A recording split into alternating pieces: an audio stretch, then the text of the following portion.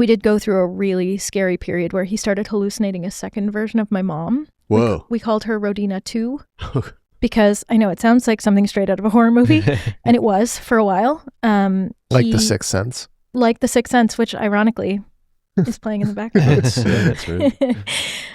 It was the only movie on the shelf that I was like, this feels dementia-like. Yeah, that's the right one. The second version of my mom that he would hallucinate, and we weren't really sure who he was seeing at what time. Was she hotter? No. Sorry. I love I'm so sorry. I'm so sorry I can't to expect Rodina 1. any less Rodina 1. We apologize.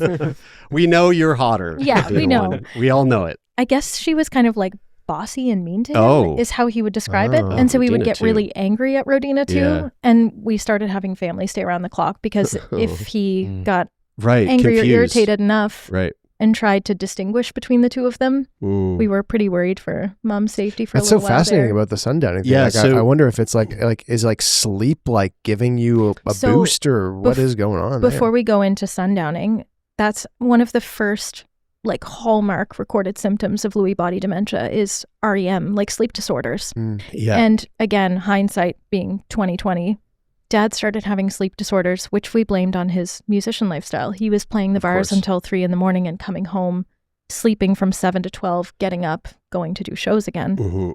And he would act out all of his dreams. Yeah, so I saw that earlier. Common symptoms of Lewy body dementia. So you have the cognitive, which you've been talking about, fluctuating alertness, difficulty focusing, attention issues, visual hallucinations, movement, similar to Parkinson's. Yeah. Larry has a lot of like acting out his dreams. Yeah, behavioral. So you have mood changes, delusions, anxiety, sleep, acting out dreams. REM Sleep Behavior Disorder is a common symptom.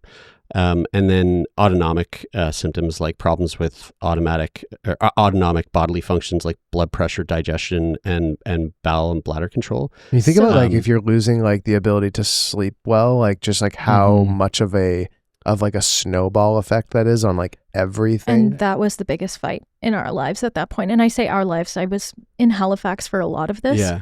And family were kind of with him around the clock, and I would get home as much as I could.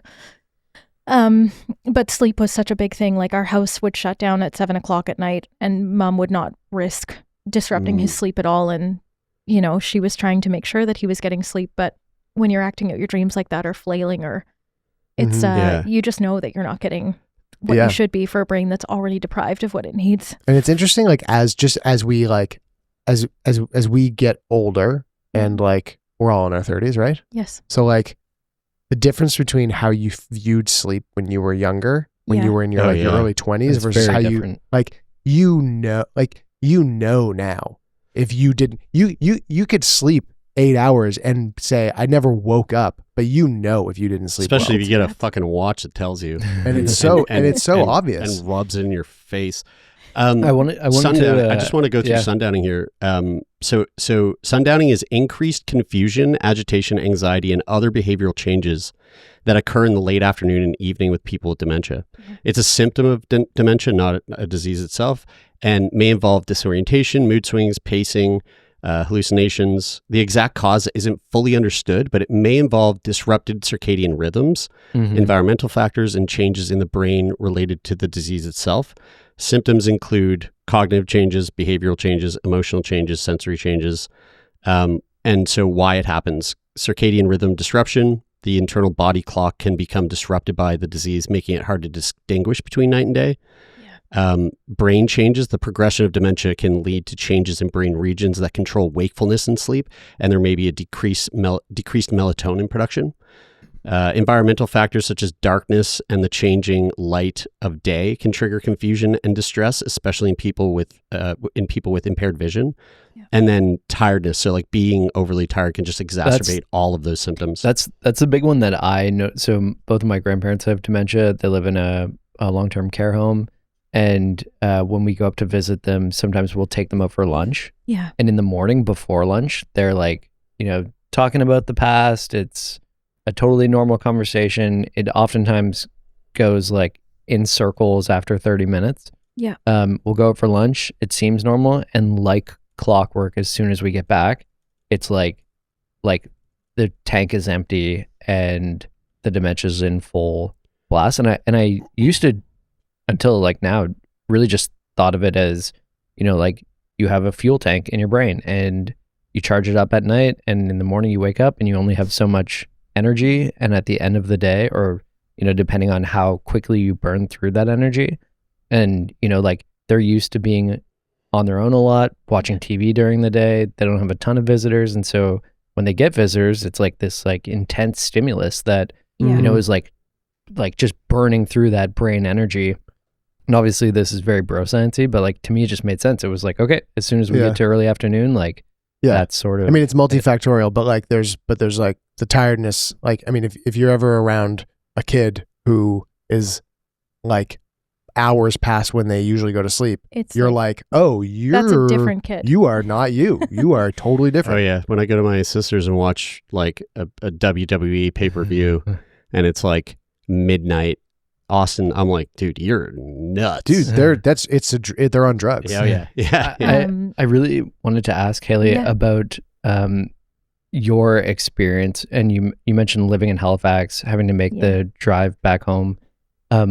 What, you know, like what were your emotions, and what was the experience like trying to think like, oh, you know, like I got to get home this weekend, I got to do this. Like, how did you handle that, and what was it like? Great question. You're one of the few to ask, which is why I started crying immediately.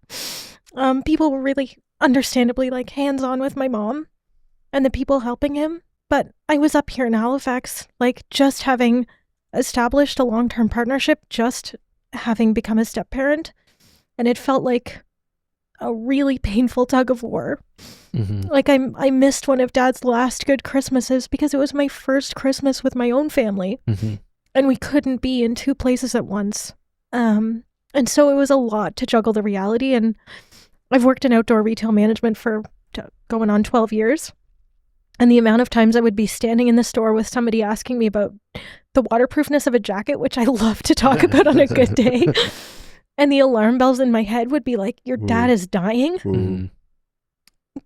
Got to the point where we just kind of like gave in. We just packed up the car as often as we could, especially in the last year. We were home once a month and it never felt like enough. But yeah, the emotional tug of war of knowing how much we were missing and how much he would progress the next time we were home was awful. And it was 4 years of that. And it also doesn't really like end in the sense that like I imagine that you feel that way towards your mom now and like wanting to, or going, I don't know if your mom is still living in Cape Breton, but I gotta tell you, my mom has like had this beautiful turnaround on her life after being respectfully housebound with my dad for 4 years and really restricted in the things she could do.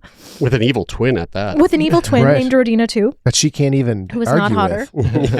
Ugly Rodina. Rodina too. She's living her life in ways that I don't even think she expected. Yeah. She does everything and anything she can. She was at Cavendish Beach Music Festival this year. Nice. That's awesome. She wasn't a festival goer, had the opportunity when my dad was playing music, and yeah, she's just like kind of said to hell with it to everything. And I think that's also a silver lining to this. I mean, it's like the ultimate bittersweet. Yeah. You know, like there's just this super drawn out period of your life being fully flipped upside down every single day, every moment. And then all of a sudden, not.